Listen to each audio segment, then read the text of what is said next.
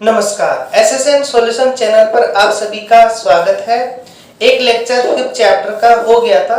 आज second lecture हम start कर रहे हैं और इसमें हमें ऊर्जा संरक्षण सिद्धांत है उसे हमें सत्यापित करना है, उसका स्टेटमेंट भी बताना होगा और उसको हमें वेरीफाई भी करना होगा।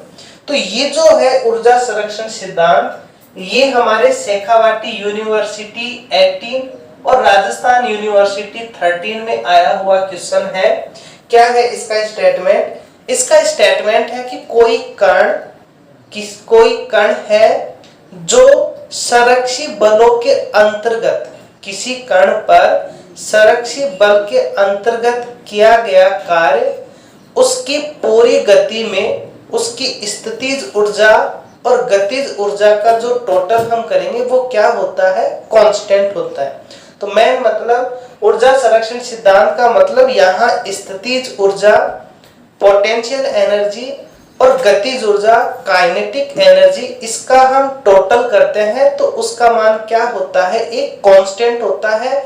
और वो किन बलों के अंतर्गत किया गया कार्य है? संरक्षित बलों के अंतर्गत। अब बात करें संरक्षित बल क्या होते हैं, तो किसी कण पर कार्यरत वे बल या जिन बलों के अंतर्गत किया गया कार्य उसके प्रारंभिक और अंतिम बिंदुओं पर निर्भर करता है, उन्हें हम संरक्षित बल कहते हैं।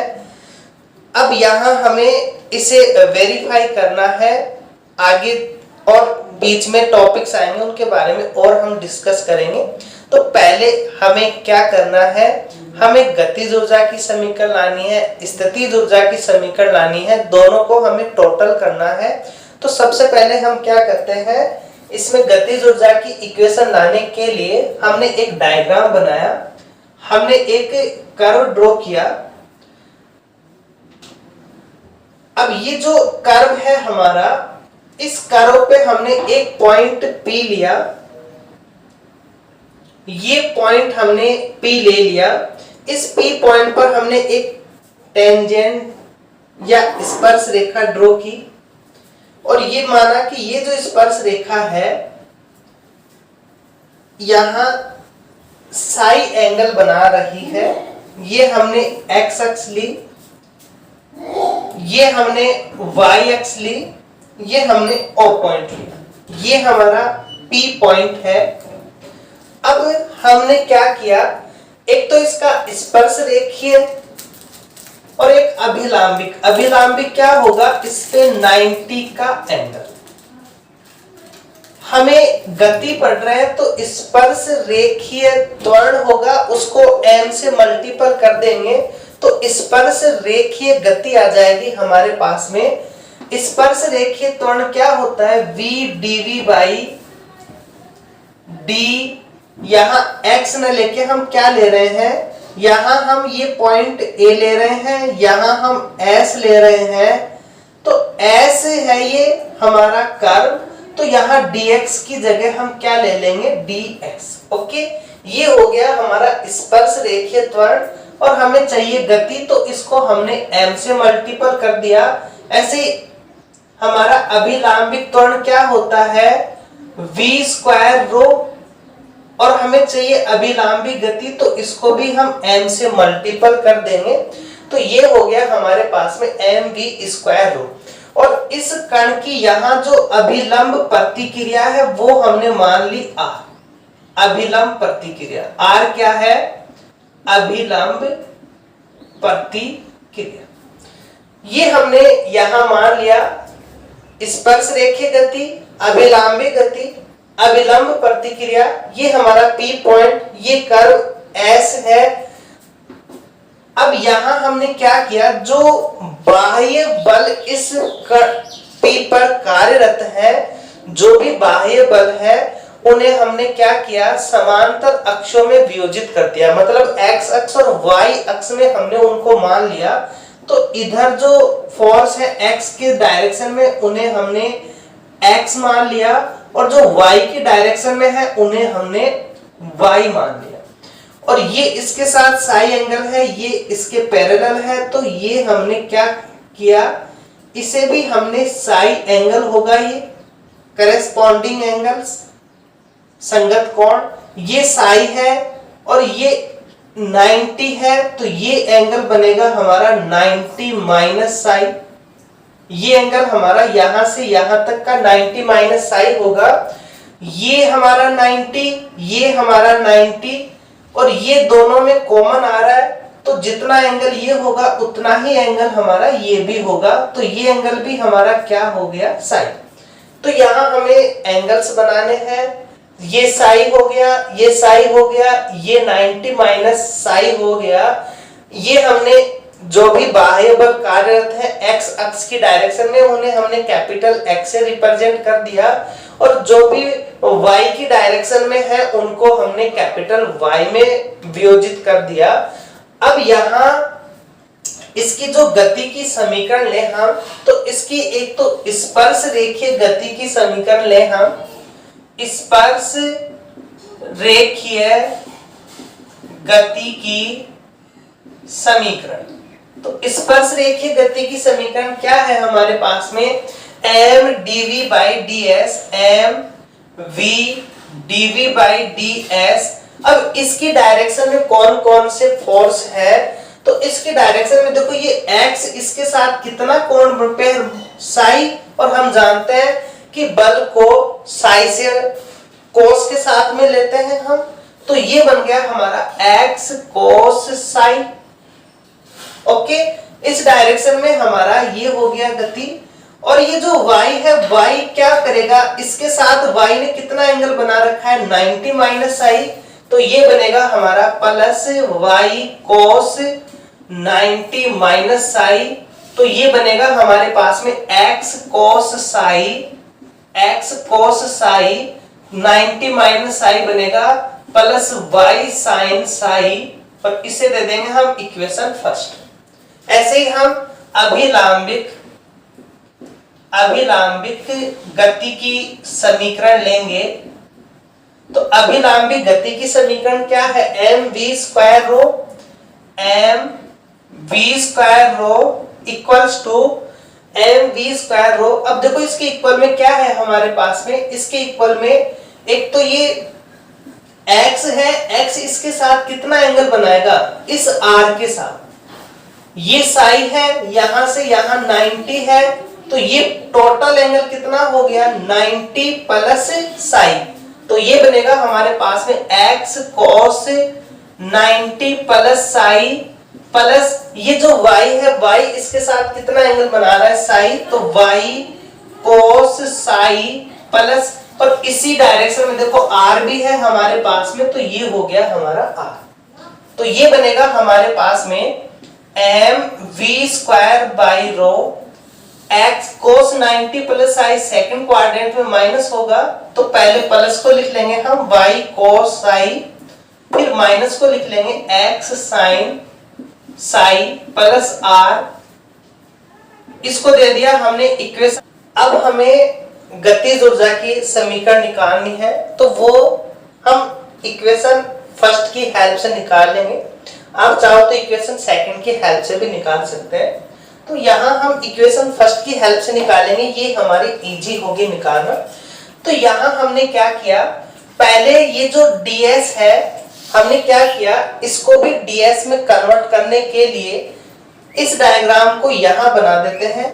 तो ये हमारी ये x है, ये हमारा y है, और ये जो कर्व जा रहा है इसकी हमने एक अल्प डिस्टेंस ली s, और ये s के ऊपर कुछ टाइम्स तक एक स्ट्रेट लाइन है, तो इसको मान लिया हमने ds। ओके, x है, इसका अल्प हमने लिया, यहां से हमने इस पे लंब डाल दिए, तो ये जो हमारे पास में है ये इस y के ऊपर है, तो ये हमने मान लिया dy, और ये जो यहां से यहां तक की डिस्टेंस है ये इस x के ऊपर है, तो हमने मान लिया कि dx।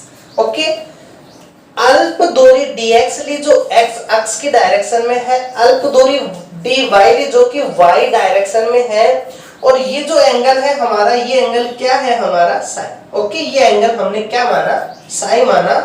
तो यहां से कोस साई का मान क्या होगा, कोस साई बनेगा हमारा dx अपॉन में ds, साइन साई क्या बनेगा हमारा, साइन साई बन जाएगा dy अपॉन में dx, dy अपॉन में ds।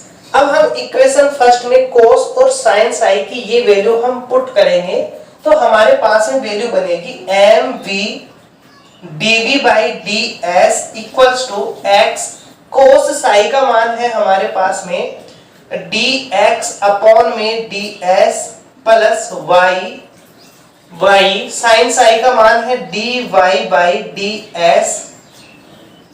अब ds से ds कैंसिल हो जाएगा, इसका हम इंटीग्रेशन करेंगे तो ये बनेगा m v का बनेगा v स्क्वायर बाई 2, तो half mv square equals to ये कैपिटल x ये स्मॉल x, ये कैपिटल ये स्मॉल, तो इसका डायरेक्टली हम इंटीग्रेशन नहीं कर सकते तो हमने क्या किया, इंटीग्रेशन का साइन लिया x dx y dy। अब जैसे हम इंटीग्रेशन करते हैं तो हम जानते हैं कि इंटीग्रल कांस्टेंट भी ऐड करना होता है, तो ये हमने मान लिया c, और यहाँ ये जो c है ये क्या है हमारा समाकलन गुणांक है, मतलब एक कांस्टेंट है। अब हमें इसका मान निकालना है तो इसको हमने दिया इक्वेशन नंबर 3। अब हमने मान लिया हेल्प के लिए कि ये जो इंटीग्रेशन है हमारा x dx plus y dy ये है phi of X Y. Okay, ये हमने सुविधा के लिए माना कि ये भी x का फंक्शन ये भी y का फंक्शन, तो इसको हमने एक x और y का फंक्शन मान लिया कि इसका यदि हम इंटीग्रेशन करें तो हमारे पास में ये वैल्यू बनेगी। अब यदि हम दोनों साइड डिफरेंशिएशन करें तो हम जानते हैं कि इंटीग्रेशन डिफरेंशिएशन करने से कैंसिल हो जाएगा और यहाँ होगा हमारे पास में x dx plus y dy equals to d d phi X Y. Okay, ये हमारे पास में इक्वेशन आ गई जो कि इसका डिफरेंशिएशन करने पर हमारे पास में वैल्यू आई। इसका हमें नहीं पता इंटीग्रल क्या है फिक्स, तो हमने मान लिया दोनों साइड डिफरेंशिएशन किया, हमारे पास में ये वैल्यू आ गई। अब हमने क्या किया, अब यहाँ ये जो वैल्यू है हमारी इसका मान यहाँ हम देखें तो ये वैल्यू हम यहाँ पुट करें तो ये बना half mv square equals to, इसका मान हम क्या रख सकते हैं फाई ऑफ एक्स वाई और ये प्लस सी, इसे दे दे हम इक्वेशन नंबर 4, इसे हम क्या दे दे इक्वेशन नंबर 4। ये है हमारे पास में x और y। तो यहाँ हमें ये प्रूव करना है कि संरक्षी बलों के अंतर्गत किया गया कार्य। संरक्षी बल क्या होते हैं, संरक्षी बल होते हैं इसके प्रारंभिक बिंदु, और प्रारंभिक बिंदु को हम क्या लेते हैं, प्रारंभिक जो बिंदु होते हैं उन्हें हम x0 y0 v0 इनसे रिप्रेजेंट करते हैं, और अंतिम बिंदु यहाँ हम x y और v लेकर के चल रहे हैं। तो यहाँ हमें प्रारंभिक और अंतिम बिंदु लाने हैं ताकि संरक्षी बल बोल सके हम। तो हमने क्या किया, हमने मान लिया कि x हमारा x0 y बराबर y0 और v बराबर v0, यदि x हमारा x0 y y0 v v0, तब मतलब ये प्रारंभिक बिंदु के ऊपर इसकी क्या इक्वेशन बनेगी, तो इक्वेशन बनेगी हाफ mv0 का स्क्वायर। क्यों कर रहे हैं ये, क्योंकि हमें संरक्षी बल बताना है, इसके लिए हमने इन्हें प्रारंभिक बिंदु भी ले रहे हैं। ये बना हमारा phi x0 y0 plus c, इसे दे दे हम इक्वेशन नंबर 5। अब ये जो कांस्टेंट है इस कांस्टेंट को हमें हटाना है। ये कांस्टेंट कैसे हट जाएगा, 4 में से हम 5 को माइनस कर दें, 4 में से 5 को माइनस कर दें तो ये कैंसिल हो जाएगा हमारा।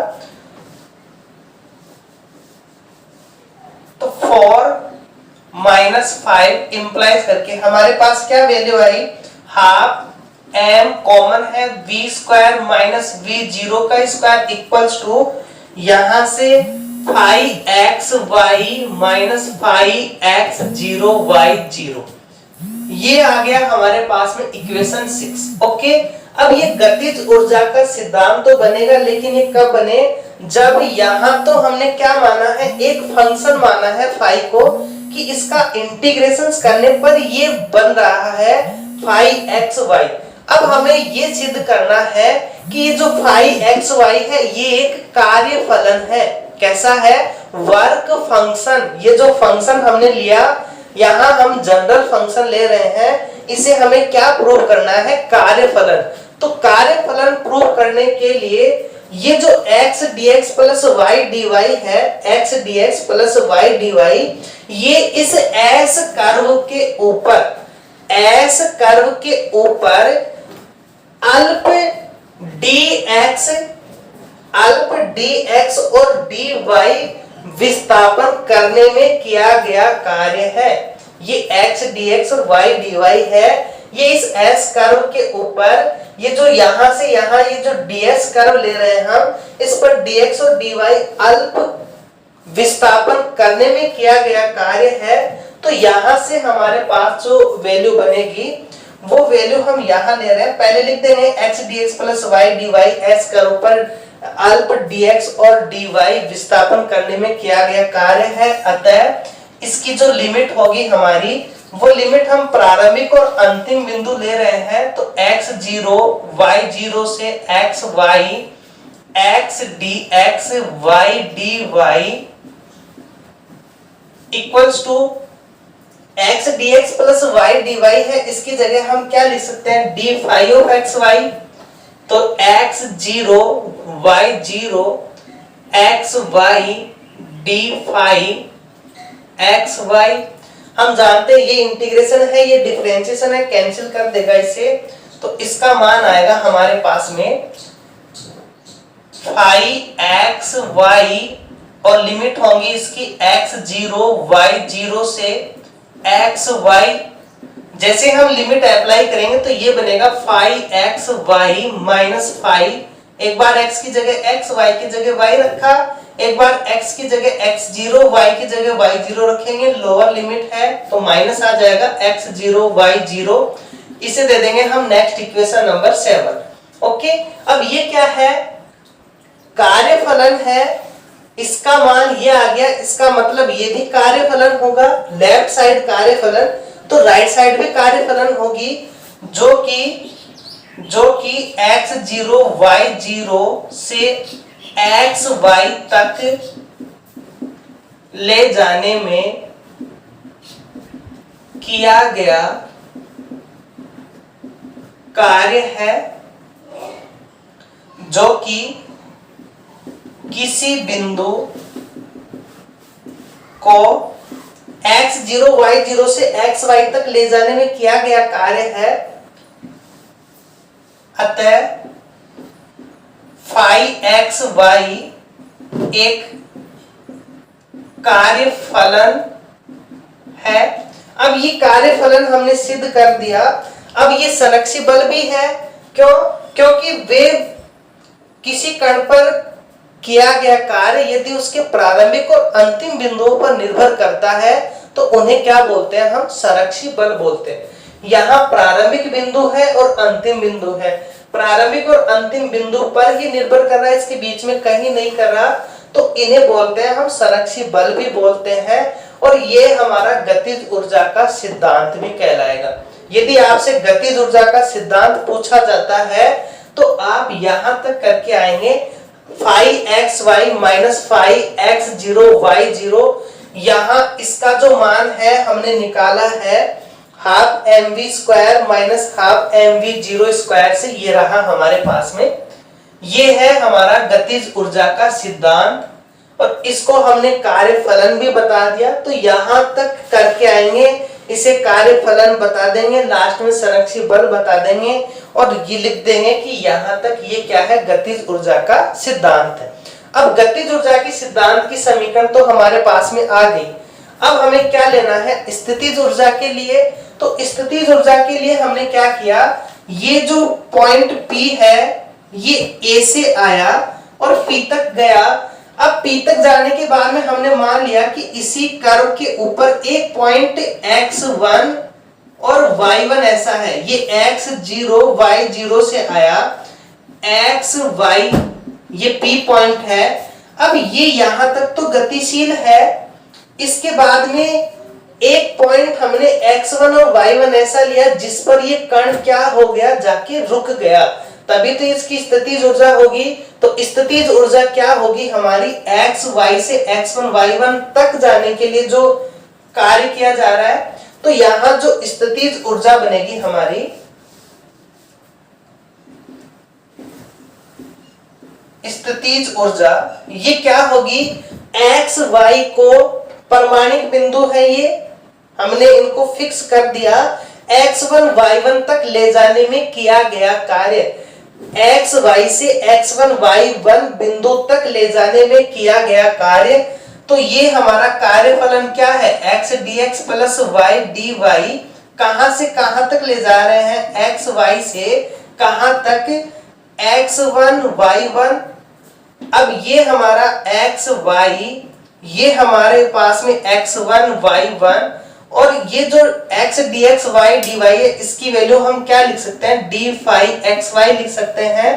ये d हटेगा इंटीग्रेशन में, तो ये बनेगा phi xy, ये बना हमारा phi xy। इसकी लिमिट क्या होंगी हमारी, x y से x1 y1 इक्वल्स टू, जैसे ही हम लिमिट लगाएंगे तो ये बनेगा phi x1 y1, phi x1 y1 minus phi xy, इसको दे देंगे हम नेक्स्ट इक्वेशन 8 में। स्थितिज ऊर्जा आ गई, ये हमारी गतिज ऊर्जा है, तो गतिज ऊर्जा प्लस स्थितिज ऊर्जा दोनों को हम ऐड करें, ओके। इसकी काइनेटिक एनर्जी और पोटेंशियल एनर्जी को हम ऐड करें, तो काइनेटिक एनर्जी क्या है हमारे पास में, phi xy minus phi x0 y0 plus इसकी हमारी जो पोटेंशियल एनर्जी है वो है phi x1 y1 minus phi xy। अब देखो phi xy से phi xy कैंसिल हो जाएगा, क्या वैल्यू बनी हमारे पास में, phi x1 y1 minus phi x0 y0। ये x1 y1 एक फिक्स पॉइंट है, x0 y0 एक फिक्स पॉइंट है, तो कांस्टेंट का ये जो फंक्शन है कांस्टेंट वैल्यू देगा, ये भी कांस्टेंट देगा, और कांस्टेंट में से कांस्टेंट माइनस करेंगे तो भी क्या आएगा हमारे पास में, एक कांस्टेंट आएगा। और यही हमें प्रूव करना था कि गतिज ऊर्जा और स्थितिज ऊर्जा का मान क्या होना चाहिए, हमारे पास में एक कांस्टेंट वैल्यू आनी चाहिए, ओके। तो ये था हमारा ऊर्जा संरक्षण सिद्धांत। अब हम इससे रिलेटेड जो क्वेश्चंस आए हुए हैं वो लेते हैं।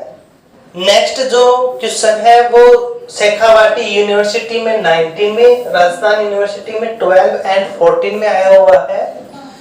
क्वेश्चन है, एक बंदूक की गोली एक लकड़ी के तख्ते में घुसकर, ओके, कोई गोली है वो लकड़ी के तख्ते में घुस रही है और अपने वेग का 1/15 भाग खो देती है, मतलब 1/15 भाग उसका वेग कम हो जाता है। ऊर्जा के सिद्धांत से यह ज्ञात कीजिए कि गोली को विराम अवस्था में लाने के लिए ऐसे कितने तख्तों की आवश्यकता होगी। देखो फर्स्ट कंडीशन क्या कह रहा है, कोई गोली है, ये किसी तख्ते से टकराई, टकराने के बाद में जब ये गोली बाहर निकली तो उस कंडीशंस के अंदर यहां जो इसका वेग था वो वेग v है, यहां इसका वेग कितना हो गया 1/15 इसने खो दिया, इसका मतलब 14/15 v होगा। अब ये क्या है, गोली गति कर रही है तो इसकी गतिज ऊर्जा होगी, गतिज ऊर्जा हम जानते हैं हाफ mv स्क्वायर, यहां होगा हाफ m इसका होल स्क्वायर। ये हमारे पास में फर्स्ट, ये इसका वेग कम हुआ, कम क्यों हुआ, क्योंकि तख्ते ने इसकी गति का अवरोध किया, रुकावट डाली, तो तख्ते में क्या होगा, प्रतिरोध बल होगा, और वो प्रतिरोध बल हमने क्या मान लिया, P, प्रतिरोध बल हमने क्या माना, P।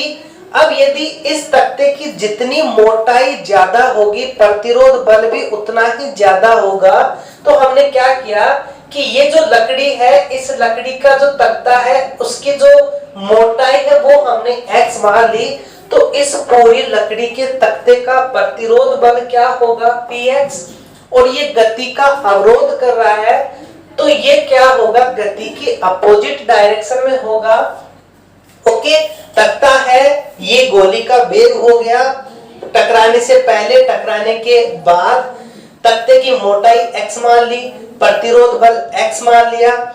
अब यहां हमारे पास में ऊर्जा संरक्षण सिद्धांत का यूज करना है। अभी हमने प्रूव किया ऊर्जा संरक्षण सिद्धांत क्या कहता है, इसका बाद के वेग में से पहले का वेग घटा दो और जो इस पर कार्य किया गया है बाह्य कार्य वो उसके बराबर होगा।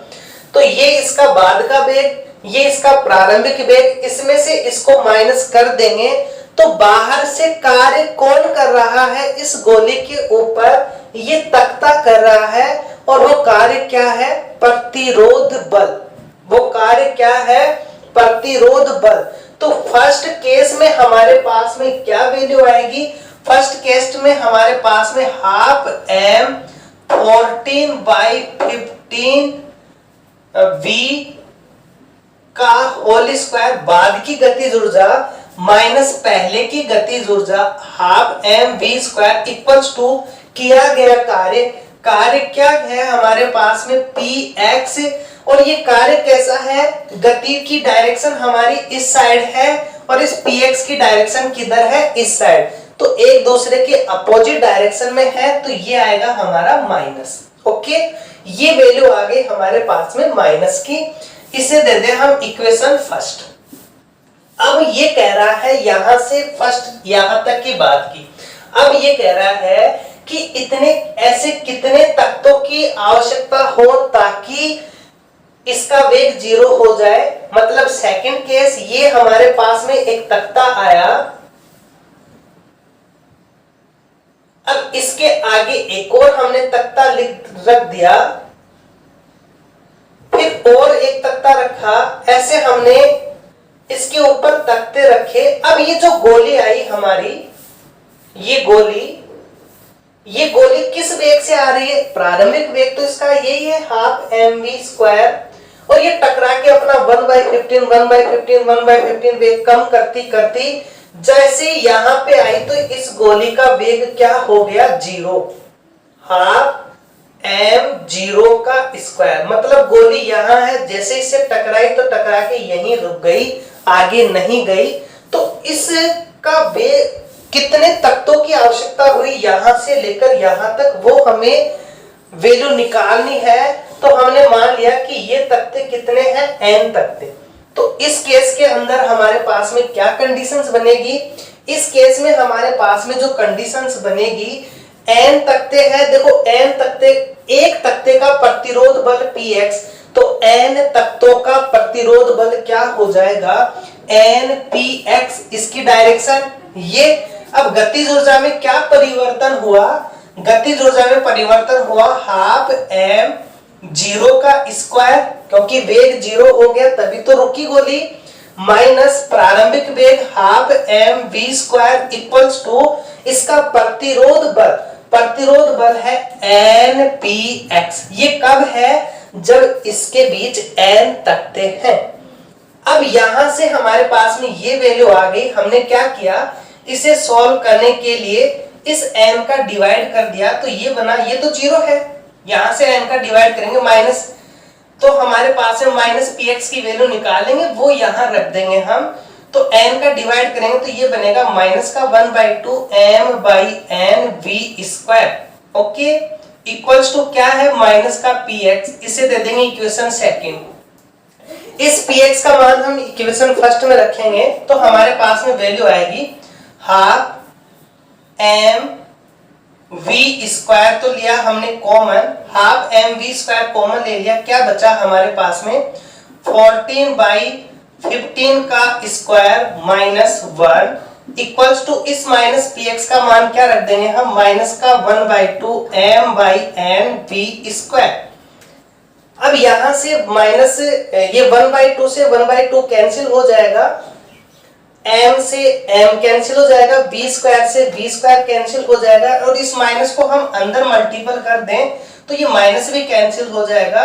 यहां बचेगा हमारे पास में 1 माइनस ये बनेगा 14 का स्क्वायर अपॉन में 15 का स्क्वायर इक्वल्स टू, यहां से 1/2 m b स्क्वायर कैंसिल हो गया, माइनस कैंसिल हो गया, 1/n बचा।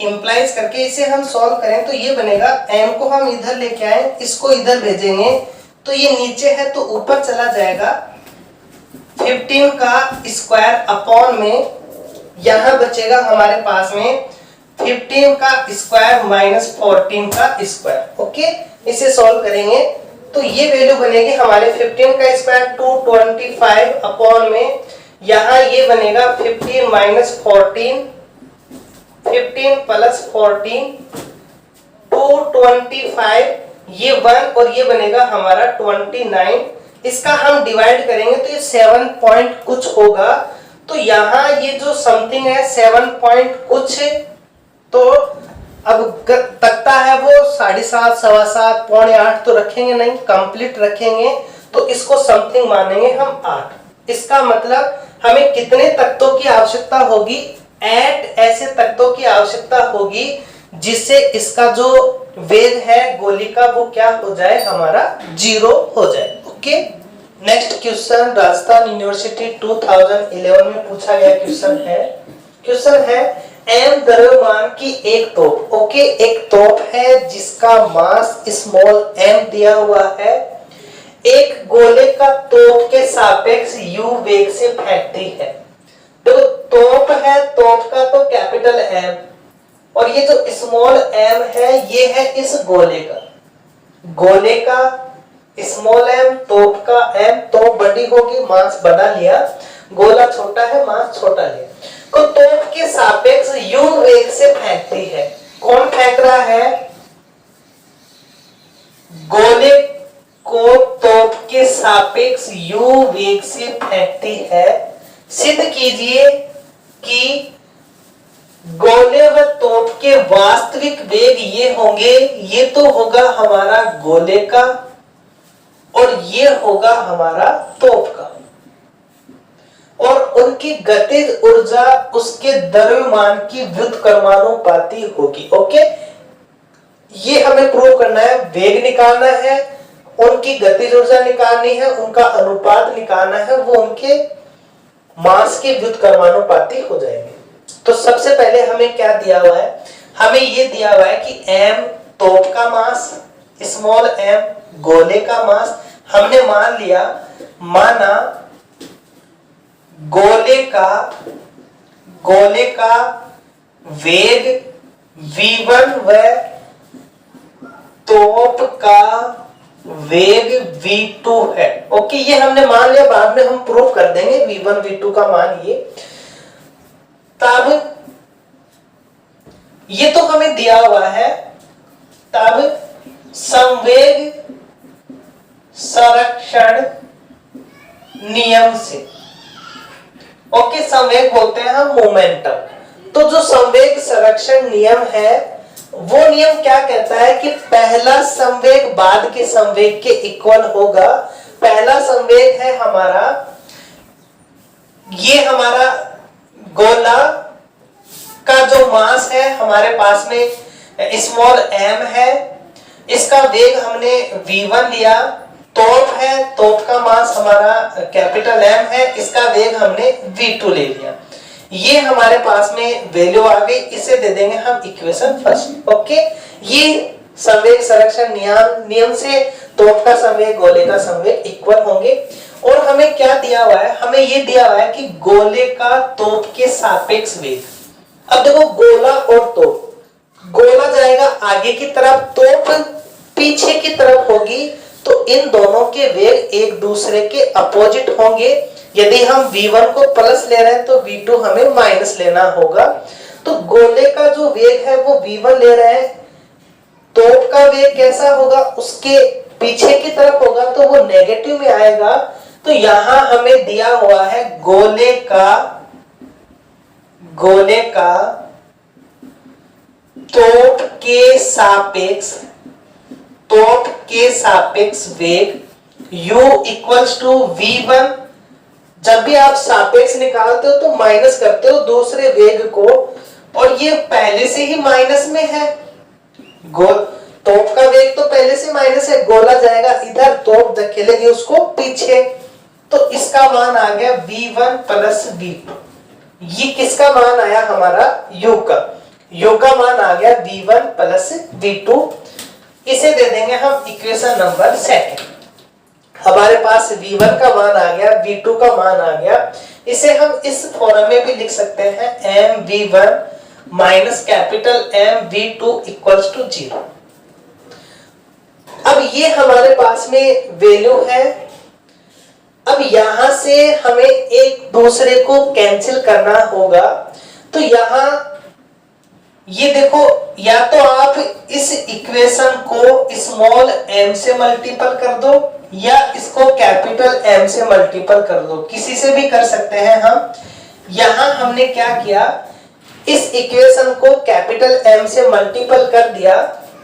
फर्स्ट को कैपिटल M से हम मल्टीपल कर रहे हैं तो क्या बनेगा, ये सेकंड को हम कैपिटल M से मल्टीपल करें तो हमारे पास क्या बनेगा, mv1 प्लस mv2,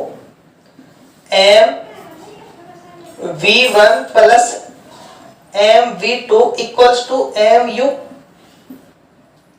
हमने इसको कैपिटल M से मल्टीपल कर दिया, ये इक्वेशन आई। अब फर्स्ट में और थर्ड को ऐड कर दें हम, फर्स्ट प्लस थर्ड। हमें करना क्या है, हमें v1 और v2 की वैल्यू निकालनी है, तो ये इस प्रकार से हम एडजस्ट करके इसे सॉल्व कर रहे हैं। mv2 से mv2 कैंसिल हो जाएगा, ये mv1 ये कैपिटल mv1, तो v1 कॉमन ले लेंगे, small m plus capital M equals to mu। यहां से v1 का मान क्या आ गया हमारा, कैपिटल mu अपॉन में small m plus capital M। और ये हमें प्रूव करना था कि जो गोले का जो वास्तविक वेग है वो क्या है, कैपिटल mu अपॉन में m प्लस कैपिटल M। अब ऐसे ही हमें किसका मान निकालना है, ऐसे ही हमें इस v2 का मान निकालना है। तो समीकरण 1 से हम क्या लिख रहे हैं, समीकरण 1 से ये जो v2 है, v2 का मान क्या बनेगा, m अपॉन में कैपिटल M v1, और इस v1 का मान हम यहां से रखेंगे तो m अपॉन में कैपिटल M u अपॉन में m plus capital M, m से m कैंसिल हो जाएगा, m u अपॉन में m प्लस कैपिटल M। और ये आ गया हमारा तोप का वेग mu अपॉन में capital M plus small m। इसे दे देंगे हम नेक्स्ट इक्वेशन, ये थर्ड, फोर्थ और 5। अब हमें क्या पूछा है, अब ये कह रहा है कि उनकी गतिज ऊर्जा का जो रेशियो है वो उनके मास के व्युत्क्रमानुपाती होगा। तो हमने क्या किया, गोले की गतिज ऊर्जा अपॉन में तोप की गतिज ऊर्जा का रेशियो निकाला। गोले की गतिज ऊर्जा हाफ, गोले का मास हमने m मान रखा है, वेग हमने v1 मान रखा है। तोप के लिए half capital M v2 square, half से हाफ कैंसिल हो जाएगा, m अपॉन में capital M v1 square. v1 हमारे पास में ये वैल्यू ये बनेगा m square u square upon में small m plus capital M का स्क्वायर इनटू v2 स्क्वायर ये है ऊपर चला जाएगा, m प्लस कैपिटल M का स्क्वायर अपॉन में m square u square. Okay, एक m से एक m कैंसिल, कैपिटल M से एक capital M cancel, u square से u स्क्वायर, ब्रैकेट से ब्रैकेट, तो हमारे पास क्या बच गया, यहां से तो कैपिटल M, यहां से स्मॉल m, और इसे हम क्या लिख सकते हैं, 1 बाई m और 1 बाई कैपिटल M लिख सकते हैं ऐसा। अब हमने क्या प्रूव कर दिया कि गोले की गतिज ऊर्जा गोले के मास के व्युत्क्रमानुपाती है। तोप की गतिज ऊर्जा तोप के मास के व्युत्क्रमानुपाती है, और यही हमें प्रूव करना था कि उनकी गतिज ऊर्जा उनके द्रव्यमान की व्युत्क्रमानुपाती है। तो ये थे हमारे 5th चैप्टर के वेरी वेरी इंपॉर्टेंट क्वेश्चन जो 2011 से अब तक आए हुए क्वेश्चंस थे। Okay, thank you for watching.